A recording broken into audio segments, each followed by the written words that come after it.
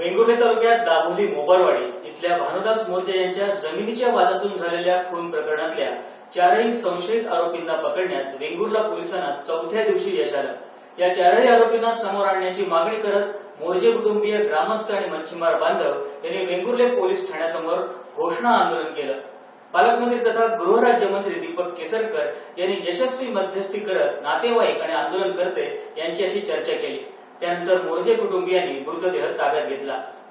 वेंगुर्ले तालुक्यात दाभोली मोबारवाडी इथल्या भानुदास मोर्जे यांचा खून झालाय, परंतु संशयित आरोपींना अटक होत नसल्यानं ग्रामस्थ आणि नातेवाईकांनी आंदोलन करत मृतदेह ताब्यात न घेण्याचा पवित्रा घेतला होता। या खून प्रकरणातल्या संशयितांना जोपर्यंत अटक केली जात नाही तोपर्यंत मृतदेह ताब्यात घेणार नाही असा इशारा दाभोली ग्रामस्थ आणि मच्छीमारांच्या वतीनं देण्यात आला होता। या प्रकरणी फरार असलेल्या संदीप पाटील, शैलेश पाटील, राजाराम कांबळी आणि भाई दाभोलकर या चारही संशयितांना पोलिसांच्या पथकानं अटक केली अशी माहिती पोलीस निरीक्षक शशिकांत खोत यांनी दिली। चारही आरोपींच्या विरोधात भारतीय दंडविधान कलम 302 खाली गुन्हा दाखल करण्यात आला आहे।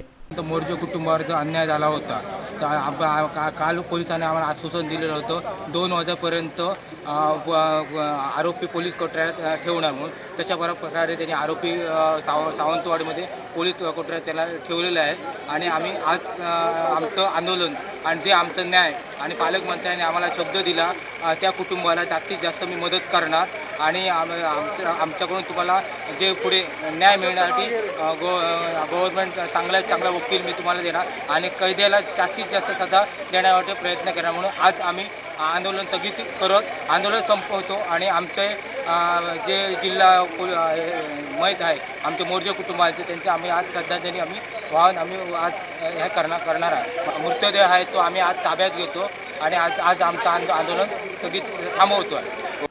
पालकमंत्री तथा गृहराज्यमंत्री यांनी वेंगुर्ला पोलीस स्टेशन इथं ग्रामस्थ आणि मोर्चे कुटुंबियांची भेट घेतली।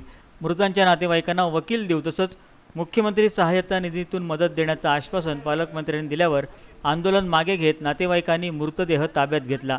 फोन आला की असा प्रकार घडलाय, त्यावेळेला मी जिल्ह्याच्या पोलीस अधीक्षकांना सूचना दिलेल्या होत्या की जादा टीम लावून या लोकांना ताबडतोब अटक करावे। त्याप्रमाणे अगोदर ते कोल्हापूरला त्यांचा ट्रेस होत होता, नंतर सातारा, नंतर मुंबई, असं करत शेवटी ते मुंबईवरून कुडाळला त्याला अटक झाली आणि ते जसे जात होते तसं पोलीस त्यांच्या मागावर होते। म्हणजे पोलीस डिपार्टमेंट याबाबतीत सिरियस आहे। फक्त ज्याला पोलीस कस्टडीमध्ये न्यायालय एखाद्या इसमाला देतं त्याला त्याच्या संरक्षणाची जबाबदारीसुद्धा पूर्णपणे पोलीस खात्यावर असते आणि त्याच्यामुळे नियमामध्ये बसूनच शेवटी जे काय आहे ते करायला लागतं।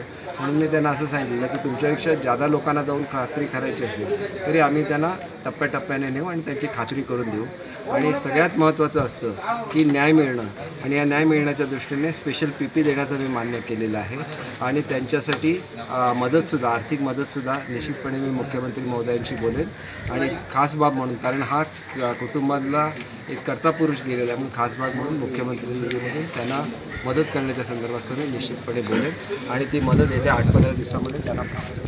दरम्यान भानुदास मोर्जे खून प्रकरणातल्या चारही संशयित आरोपींना अटक करून रविवारी दुपारी सावंतवाडी इथल्या न्यायालयात हजर केलं असता न्यायाधीशांनी त्यांना 6 मार्चपर्यंत पोलीस कोठडी सुनावली आहे। रामचंद्र कुडाळकर, कोकण नाऊ, वेंगुर्ले।